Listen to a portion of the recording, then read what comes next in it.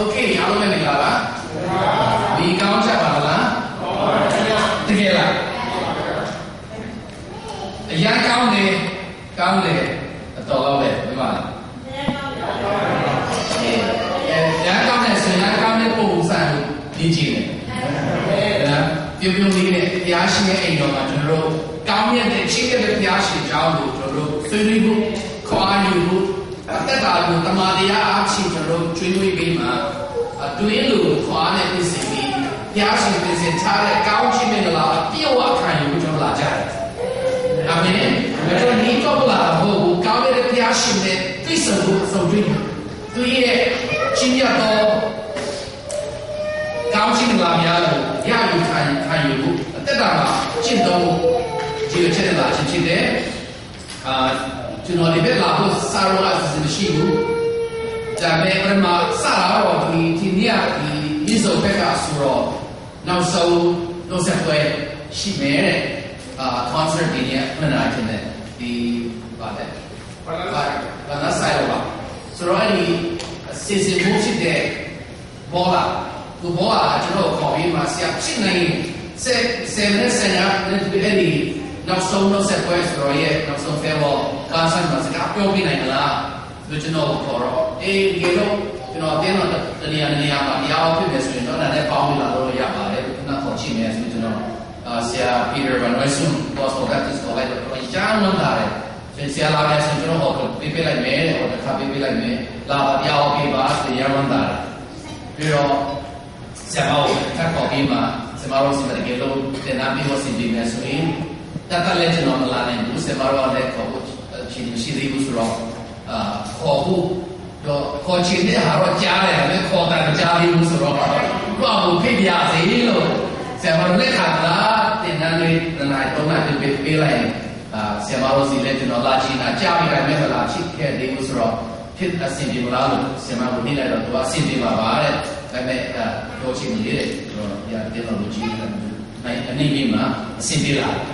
မနေ့ကဒီရောက်လာတော့ဒီဖလားမသိတော့ရဲ့ဟိုတေဆရာကကျွန်တော်မနေ့ကခေါ်ပြီးမှကျွန်တော်စီမတနာဟောပြီးနိုင်လားဆိုပြီးခေါ်တော့ဆိုတော့မနေ့ကကျွန်တော်တနာမှာဖလားမသိတော့မှာဖက်ဒရယ်မှာတရားဟောတယ်၃နိုင်မှာဒီ Gospel Baptist တင်တော့တရားဟောတယ်ဒီနေ့တော့တနာမှာအဲ့ဒီဆိုတော့ရဲ့အဆုံးဆက်ပွဲမှာလည်းခဏစကားပြောရှင်းလိမ့်မယ်ဆိုတော့တနေ့လာနေကျွန်တော်နေတဲ့မြို့ပြန်သွားမယ်အခုလည်းကျွန်တော်စူးစမ်းလာတာမဟုတ်ဘူး Oregon ပြည်နယ်မှာရှိတဲ့ Portland မြို့ကြီးမှာကျွန်တော် Pastor Conference ရှိတယ် American ဒေဝစီယာ900ကျော်ပါတယ်သူတို့ဇနီးတွေနဲ့အားလုံးပေါင်းတော့800လောက်ရှိတယ်အဲ့မှာကျွန်တော်လည်းဘုရားရှိခိုးတော့ကြောင်းတနာရီတင်လာပေးလို့ရရှိနေတယ်ဟောဒီအားရပါရအင်္ဂလန်ကလာတဲ့လူတွေရုရှားကလာတဲ့ bishops တွေလည်းအောက်မှာတင်းတော့ပေါင်း1900ရှိတယ်အဲ့မှာဥစားတဲ့ရုရှားကတဲ့တော့ဆရာကြီးတွေတွေ့တယ်ဩစတြေးလျမှာအင်္ဂလန်မှာနယူးဇီလန်မှာစာရေးချင်းနဲ့ပေါင်း30ကျော်နေတာလေဆရာကြီးတွေနဲ့အားရပါရကျော်လို့အခန်းကြီးဟောတဲ့ကြီးမှာတရားရှိသူပြီးတရားဟောတဲ့တက်တဲ့ခံချတယ်ကျေးဇူးတော်ကြောင့်အဲ့ဒီ Ministers Conference လို့ခေါ်တယ် Ministers Fellowship International လို့ခေါ်တယ်အဲ့မှာဥဆောင်တဲ့ဆရာကြီးကတော့သူက Senior Pastor ဖြစ်တယ် Portland မှာတင်သား6ပုံရှိတယ်ကျေးဇူးတော်ကြောင့်သူကကျွန်တော်ကြောင်းတာသူရဲ့သူ့ဒေါက်တာဘွဲ့ရတာကျွန်တော်တင်ပေးအောက်မှာဒေါက်တာဘွဲ့ရတာသူကအဲ့ဒီအားလုံးဘုရားဆောင်ရှိမှကျွန်တော်တော်လေးချီးကျူးတာပေါ့ကျွန်တော်အဲ့လိုရရှိဖို့တော့ဆောင်ရတဲ့ဆရာကြီးရဲ့တုံ့ပြန်မှုကြောင့်ဖြစ်တယ်ဆိုပြီးမဖြစ်ရင်တော့မှသူကကျွန်တော်ကိုချီးကျူးကြည့်လို့ဘုရားရှင်ရဲ့လို့ဆောင်မစားတယ်ဘုရားရှင်ကျွန်တော်ဒီလိုလာပြီးမှတော့အမှုတော်ဆောင်ဘုရားရှိရတဲ့အချိန်ယူတဲ့နေရာကလည်းအခုဒီမှာအတင်းတော်ကြီးမှလာတယ်ပြုပါရောပေါ့နော်ယုံကြည်ခြင်းနဲ့အတင်းတော်ကြီးမှလာတယ်အာမင်အားရဆရာပါပဲနော် process လိုက်စားလို့လေခုနကတော့လည်းမစားတော့ချိန်သုံးလားဆိုတော့ဆရာမကြီးကဘိုးဘယ်လိုစားတော့ချိန်မသုံးဘူးတဲ့ကျွန်တော်တို့လည်းဒီစက်မြန်မာစားတော့ချိန်ကိုကောင်းလားကိုစူတော့ဘုရားဘုလို့နော်ကျွန်တော်အဲ့လိုကျွန်တော်နောက်တဲ့နေရာတွေကမထင်ဘူးသိခါနဲ့အဲ့လိုမျိုးလားလို့ထင်တယ်ကျွန်တော်နေချက်ဘူးသိခါနဲ့သိခါခင်းတဲ့လူတွေကိုကျွန်တော်မုန်းတယ်မချိုက်ဘူးကျွန်တော်မမပြင်မှာမကြိုက်ဆုံးမကြိုက်ဆုံးကအားဆောင်ဘူး ကျွန်တော်ဘုရားကမကြိုက်ဆောက်ရတာဆိုတော့ဒါဘုရားရှိမှလည်းမကောင်းဘူးလူရှိမှလည်းမကောင်းဘူးကျွန်တော်တို့မြန်မာပြည်မှာတော့အာဆောင်တိုက်နေတော့လူတော်ပေါ့လိမ့်ပါတယ်ဒါနဲ့ကျွန်တော်ကတော့ဘုပင်းလေးပြောတတ်တယ်နောက်လည်းနားတတ်တယ်ဆိုတော့နောက်တဲ့ခါမှာလည်းအကောင်ဖက်ကနေထိုင်လို့ပေးပါလို့ကျွန်တော်ကောင်းဆိုပါတယ်ကောင်းပြီနားစကားအောင်ကြီးရတာရှိစုံနေတဲ့ဘောရထားရပြကျေးဇူးတော်ကိုချီးမွမ်းတယ်ကိုရရှိရဲ့ကိုဆောင်မှုကြောင့်ခုလိုနှုတ်ကတော့အားအချင်းဘဝတိဆောက်တင်နာကိုချဖို့ပြန်ခါပေးကောင်းပြရှိလို့သူချစ်လို့တင်တယ်ဒီမှာရုပ်နေကြတဲ့ကိုရရှိရဲ့တာမီများကိုချုပ်ကောင်းချစ်ပြီးပြီးအလိုတော်တိုင်းအရှင်းလို့လည်းကိုဆောင်လာပြသူတင်မအောင်ပါကျွန်တော်ထားနေကြဖို့အော်ဘယ်ကိုရရှိတဲ့သူပါစီခြင်းကိုခါစားပြီးပြန်လာတော့ပါမောပါမသူများရှိပါရဲ့တိတော်ခေါ်တဲ့ဒီစီပါဒီလိုတော့သူများရှိပါရဲ့တိတော်မျောလင်းခြင်းတဲ့ဒီဝါစီပါအလားနဲ့တူတူပဲဒီခရရှိတူတီလိုခံယူရဲ့ခါစားတဲ့အသက်တာကိုပြောင်းလဲစေတော့တင်နာပြီးစီပါမကြောက်ခရစ်တော်နာမတော်ရဲ့နိုင်ဒီချိန်နာရဲ့အသက်တာများကိုစက္ကကြပါဟာထားပါဆိုတော့ဆရာကြီးအာမင်ဘုရားတော်ကျွန်တော်လာတော့လည်းနည်းနည်းပြောပြရတယ်ဒီအမေရိကန်ရောက်လာတော့ဒီပေါင်း20နှစ်ရှိသွားပါပြီဆိုတော့ပြီးခဲ့တဲ့10နှစ်လောက်တော့ကျွန်တော်မှာစကားလေးပြောလေးမိသွားတယ်ဒီတရားဟောလို့ဆိုတော့လေးတော့ခက်လာတယ်နောက်ပိုင်းနဲ့တက်လူကြီးလာတော့ဒီမှာစကားပေါ်ပြန်ပေါ်လာဆိုတော့ဒီတော်ပြီပဲလို့ဒါပြောချင်တဲ့အားတော့ကျွန်တော်မှာပြောပြရသွားတယ်ဒါလည်းတရားပေးသူကြီးလို့နော်ဒါကတော့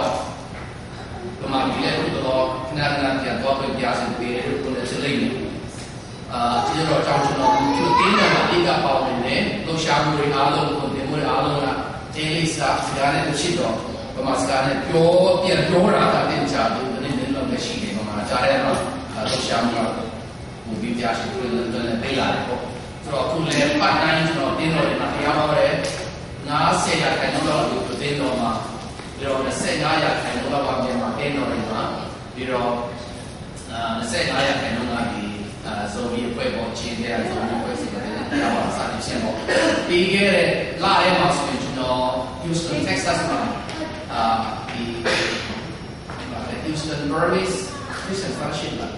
အဲ့မှာဘုရားရှင်တရားဟောပေးတယ်တိုင်းနာပေါင်းစုံတွေလာတယ်ချင်းတဲ့အနေနဲ့ချင်းကရင်ကရလူမျိုးပေါင်းစုံတွေမှာဘုရားကြီး300လောက်ရှိတယ်အဲ့ဒီလည်းအားရပါရပြင်ချင်းတရားဟောပြီးမှဟောတစ်ခေါက်ခေါ်လိုက်တော့လူ40ကျော်ရှိကူလာပြီးမှဖြစ်တော့တယ်အာမင်အာမင်ဒီတော့ဒီနေ့အတွက်ကျွန်တော်2011ထဲမှာဆူတောင်းထားတာတော့ကိုရောအနည်းဆုံးပြည်တစ်ထောင်ခန်းခွင့်ပေးပါလို့ကျွန်တော်ဆူတောင်းထားလိုက်တယ်ခုတော့930လောက်ကျွန်တော်မြင်စီးနေနေအောင်ဘုရားရှင်ကဖြစ်တော့လက်ခံလို့ဆောင်ပေးတယ်ဘုရားရှင်နဲ့ဘုန်းကြီးပါစေကောင်းပြီဒီနေ့ကျွန်တော်ဆွေးနွေးချင်တဲ့တိုးတင်ချင်တဲ့ကောင်းစဉ်ကတော့ Becoming a healthy, mature, and fruitful Christian. ကျမ်းမာတဲ့ရင့်ကျက်တဲ့အပြည့်အဝသောခရိယာဖြစ်လာခြင်းကျမ်းမာတဲ့ခရိယာဖြစ်လာခြင်းရင့်ကျက်တဲ့ခရိယာဖြစ်လာခြင်းပြီးတော့အပြည့်အဝကိုဖွင့်သောခရိယာဖြစ်လာခြင်းဒီသုံးခုစလုံးကိုဘုရားရှင်ရဲ့လူတော်ချစ်မဲလို့ယုံကြည်ကြလားယုံကြည်ကြလားဘုရားရှင်ကသူ့ရဲ့သားသမီးများကိုကျမ်းမာသောဝိညာဉ်ပိုင်းဆိုင်ရာစေတပိုင်းဆိုင်ရာသူကာယပိုင်းဆိုင်ရာကျမ်းမာသောသားသမီးများဖြစ်စေခြင်းတယ်။ဒါမဲ့ဒီကိလက်ပြချင်းချင်းနဲ့ဆိုရင်အများစုခရိယန်တွေကဝိညာဉ်ကြီးရာမှာလည်းချုပ်တဲ့တယ်စေတကြီးရာမှာလည်းချုပ်တဲ့တယ်အကျမ်းမာဘူးသူကာယပိုင်းမှာလည်းအများကြီးကျမ်းမာချုပ်တဲ့မှုရှိတယ်။ဒုတိယအနေနဲ့ဘုရားရှင်ကကျွန်တော်တို့ကိုခရစ်တော်၌အfitတော့တက်တာကိုပေးပြီးမှဝိညာဉ်ပိုင်းဆိုင်ရာဝိညာဉ်တာဝန်ဖြစ်လာတဲ့အခါမှာယဉ်ကျေးသောခရိယာများဖြစ်စေခြင်းတယ်။ဒါချင်းလို့လူစုတငယ်များလည်းဖြစ်လာမဖြစ်နေပဲဖြစ်မနေပဲနဲ့တကယ်ပဲယဉ်ကျေးသောအားကိုအားထားလို့ရတယ်ခရိယာများဖြစ်စေခြင်းတယ်။တတိယအနေနဲ့ဘုရားရှင်ကကျွန်တော်တို့ကိုအဘပြတ်ဒီအလောင်းနဲ့ပဲဒီဘုမဟုတ်ပဲနဲ့ပြန်ပြီးမှအတိအပွင့်ကိုပြန်တယ်အတိအပွင့်တော့ခရိယာနဲ့ဖြစ်စေခြင်းတယ် ဒီနေ့ဒီချိန်မှာတော်များတဲ့ကဘာနဲ့အဝင်ခရစ်တော်ရဲ့အဝင်တရားကိုငင်းပယ်တာကခရစ်တော်ကိုငင်းပယ်တာမဟုတ်ဘူးခရစ်တော်ကိုစားပြည့်ခရစ်ယာန်ရဲ့တက်တာကိုချစ်ချင်အားဖြင့်အားရစရာမကောင်းဘူးပုံသက်တည်လည်းမကောင်းဘူးခရစ်ယာန်ဖြစ်လာတော့အဲ့ဒီလူမျိုးဖြစ်လာမယ်ဆိုတော့မချိုးပါဘူးဆိုပြီးမှခရစ်တော်ကိုငင်းပယ်တာတဲ့ခရစ်တော်ကိုစားပြည့်တော့ခရစ်ယာန်ရဲ့အသက်တာကမြင်ချက်ဘူးမချမ်းပါဘူးစေတလည်းမကောင်းလာတဲ့အခါတို့မြင်သွားတဲ့အခါမှာခရစ်တော်ကိုတော့သိလို့လာတော့အဲ့ဒါကြောင့်မို့ဒီနေ့ကျွန်တော်ဒီပေးချင်တာကကျမ်းမာတော့ရင့်ချက်တော့အတိအပွင့်တော့ခရစ်ယာန်ဖြစ်လာခြင်းဆိုတဲ့တောင်းစကားမျိုးတော့အားပေးခြင်းနဲ့နန်းပေးခြင်းနဲ့ဒီရာကကျွန်တော်ခုအင်္ဂလိပ်လူနဲ့စာအုပ်အနေနဲ့ရေးလို့ဖြစ်တယ်ဘုရားတော်ရှင်နာမလားသုံးလအတွင်းမှာပြေးသွားနိုင်ကျွန်တော်ဆုတောင်းတာနေတယ်ဆိုတဲ့တောင်းပေးကြပါလို့ကျွန်တော်ရဲ့တင်နန်းကတော့ကျမ်းစာအားဖြင့်အဓိကဖြစ်နေဒုတိယအနေနဲ့ဘဟုတုတ္တနော်အဲ့ဒီပိုင်းလိုက်ပါမယ်ကျွန်တော်တင်နန်းပြီးသွားတာနဲ့ဘယ်ကံတမဆိုနိုင်ငံကြီးမှလွဲလို့မိအမိချိန်ယူမယ်အိမ်ချောင်ရဲ့ကစဘယ်ကံတမဆိုကံတပေါင်းစုံပြီးလို့ရတယ်ကျွန်တော်တက်နေတော့ကျွန်တော်ပြီးပေးမယ်အဲ့ဒါလည်းကျွန်တော်ဒီပြောထားခြင်းနဲ့လာပေးသားလို့လည်းပြန်သွားနဲ့တင်နန်းမပေးခင်နော်ပြီးတော့ဆက်လာတဲ့လူများရှိရင်လည်းကျွန်တော်တို့ကိုကျူဆိုတာပေါ့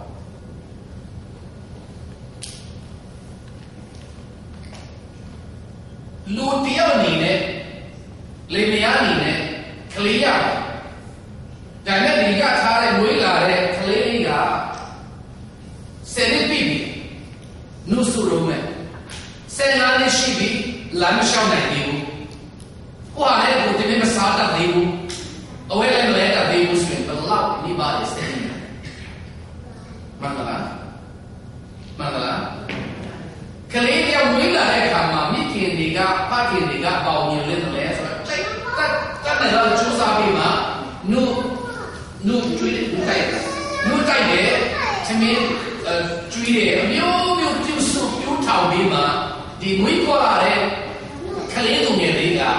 တပီးပြင်းတဲ့အသက်အရွယ်နဲ့အရွယ်ရောက်လာမယ်သူရဲ့ခေါ်လဲဗာလဲကျင့်ချက်လာမယ်သူရဲ့အသက်တာလဲအားကိုအားထားလို့သူမြတ်ပေါ်ရက်တည်လေးတဲ့နော်မိဖို့သေးတဲ့အခြေအနေမှာတက်လုံးမနေပဲနဲ့သူ့ကိုပြပတွေကပြန်အားကိုလို့ရတဲ့အထိကြီးထွားလာတဲ့ရင်းချက်လာတဲ့အာမြင်ဖြစ်မိခင်ဖခင်တွေမှာဆန္ဒရှိတယ်။ထွေးလည်းကောင်းမယ်ဝိညာဉ်ပိုင်းဆိုင်ရာသူတို့ဝိညာဉ်အခရစ်တော်နဲ့ဝိဖွားတဲ့အခါမှာတန်ရှင်းလို့အားဖြင့်ဝိညာဉ်ကလေးဖြစ်လာတဲ့အခါမှာကျွန်တော်တို့ရဲ့ဝိညာဉ်ဖခင်ဖြစ်တဲ့တရားရှင်ကကလေးသူငယ်အနေနဲ့တစ်ချိန်လုံးမနေပဲနဲ့အသက်အရွယ်ကြီးကျင်းလာတဲ့တစ်ချိန်ထဲမှာကျွန်တော်ရဲ့ပြည့်ခေါ်ကျွန်တော်ရဲ့အသက်တာကကြီးထွားတော့သူဖြစ်လာဖို့ရားတယ်လို့ရှိတယ်။ပန်းတင်တဲ့ကိုကျွန်တော်အိမ်နာမှာစိုက်တဲ့ခါမှာအပင်လောက်ပဲကြီးလာပြီးမှပန်းမကွန်းတတ်ဘူးဆိုရင်ဥယျာဉ်ဘုရားတော်လေးစိတ်မကောင်းဖြစ်နေတယ်။ပန်းတင်စိုက်တဲ့ခါမှာအပင်လောက်ပဲကြီးထွားလာတော့မဟုတ်ပဲနဲ့ပန်းကွင်းလာကျွန်တော်ပြောလို့ရှိရင်ပန်းတင်စိုက်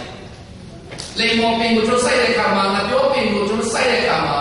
အလားလောက်နဲ့ပဲအိမ်နာမှာကြီးအပင်လောက်ပဲကြီးထွားပြီးမှအတီးကိုမတီးတတ်ဘူးဆိုရင်တော့ဥယျာဉ်ဘုနဲ့အင်းရှင်ကတော့လေးစိတ်မကောင်းဖြစ်မှာလေယာမှာကျွန်တော်စပါးစိုက်တယ်မျိုးမျိုးတစ်ပင်တွေစိုက်တယ်စိုက်ပြောတဲ့ခါမှာအလှပနေတဲ့တစ်ပင်တွေကြီးတာဟုတ်လားမဟုတ်ပဲနဲ့သူတို့ရဲ့အရေးချင်းရှိလာပြီးမှအသေးတွေတေးလာမယ်ပွင့်လာမယ်ပြန်ပြီးမှအဲ့ဒီအားဖြင့်ကျွန်တော်ပြန်ပြီးဆက်ပွားတို့တက်နိုင်ဖို့ဆိုတာကဒီလေသမားတွေရဲ့ရည်ရွယ်ချက်ဖြစ်တယ်ကျွေးလေကောင်းမယ်ကျွန်တော်တို့ခရိယာဖြစ်လာတဲ့အခါမှာတစ်ချိန်လုံးခလေးသူရဲ့နေရာမနေပဲနဲ့ကြီးပြလာပြီးမှရင်းချက်လာပြီးမှပြန်လေအသေးကိုတီးပွင့်ပြီးမှဒါဖြစ်လေသူများသူဆက်ပွားခလေးမွေးနိုင်တော့သူများဖြစ်လာတယ်ဝိညာဉ်ကလေးပြန်မွေးနိုင်တော့သူများဖြစ်လာလို့တရားရှင်တယ်လို့ရှိတယ်အဲ့ဒါလည်းပတ်သက်ပြီးဥပမာလည်းပြောမယ်ဆိုရင်ကျွန်တော်ကတော့ input process product ကိုကျွန်တော်ပြောရဲ input ဆိုတာကဟိုမြင်ရှိတယ်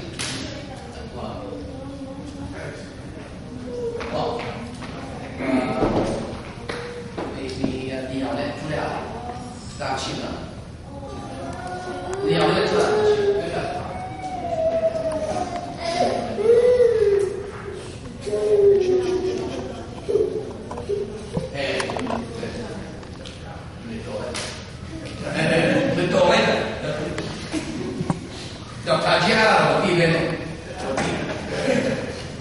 Okay.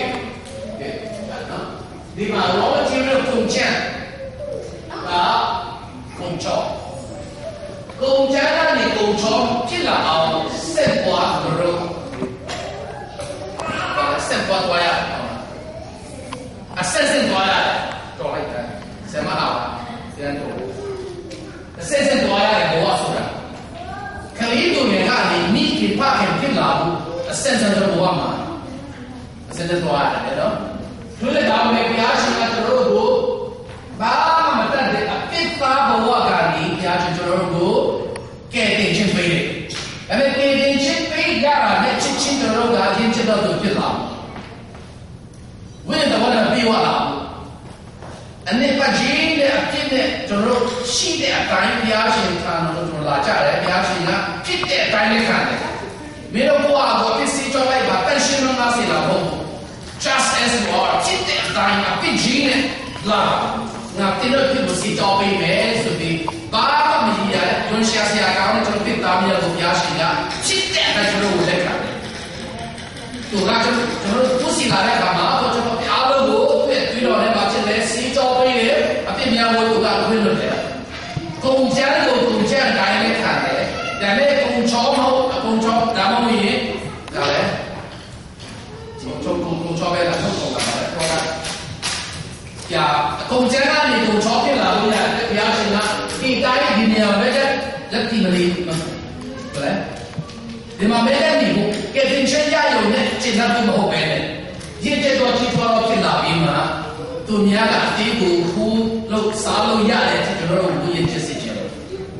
Rồi cái này thì công chế là gì công cho cái là bây giờ cái đó thì xem qua cho nó để làm giá trị là不少的。Oma, yo ya, kali itu ni, kali ni mungkin dia cakap macam orang di mana memang mereka masih dai pa no, dai pa leh ini, tu kali itu ni dia juga mungkin asal kali ka tu ada tu dai pa leh lumia. Mungkin pakai dia leh punya, dan me kalau ni sedela, ini sih lah. Tu apa dai pa mana ada musuhnya, siapa mana? Siapa mana? Dan itu lagi ini, dia jauh jauh dan ni bangga sen shiki melu, area cini masih dia tujuan ni sih. Kuah boleh bangga tu. Siapa nama, siapa tolong bima, siapa temari kat tolong bima sini. Terus hanya terus dari baru mana tu. Ya no, mungkin jadi dia kama terus kat, dan ni siapa besok kuah urus sudah urus sendiri. Oh, terus siapa kat tu kau ni. Kau masih mencipta tak pernah itu, tiada tu ni mesti menjual orang ni. Siapa jila mak, siapa mak, dia nak jila mak seperti itu, bukan mencubi pintu jila. Kau ada responsible Christian mana? Kamu ciri kamu yudo kaya, itu orang kaya mungkin lah jadi. Kau ciri, itu musuh ada, alu nak cila apa? Mỗi khảo sát tụ nghệ tiêu, cái này tiêu, diễn chất là hội nhận chuyện, tiếng Anh rồi vậy, bằng phô mô bia luôn thế. Đại này là chế luôn bia rồi bằng phô mô gì về, mà bây giờ tin là sự là làm không tiêu. Giờ rồi mà, khi anh làm nhà bên gia đình này, khi anh làm sinh ra cháu, rồi sinh ra khi anh sinh ra mình sinh ra thì, khi anh làm nhà bên gia khi anh làm biểu là cái gì, nãy tao mới sinh khi anh nên Terus yang muaya, terus yang di bawah itu, kita tahu ciri sebenarnya, kerana kita tahu mesti siapa baca ni, mesti cerita jadi. Kunjungan itu lo, saya belajar ni, biasa itu belajar ni, tapi di mana itu berapa macam tu. Ketinggian raya ni, kalau dengan jauh, apa ni? Lepas tu ya kami, kita ya orang tu dah kami jauh le, kami dengan jauh. Mana? Tapi ini lepas dia有年呢，别说个现在比嘛，底下他呢，那么现在最多钱嘛，把十来分就对不对上？我嘛就要说没。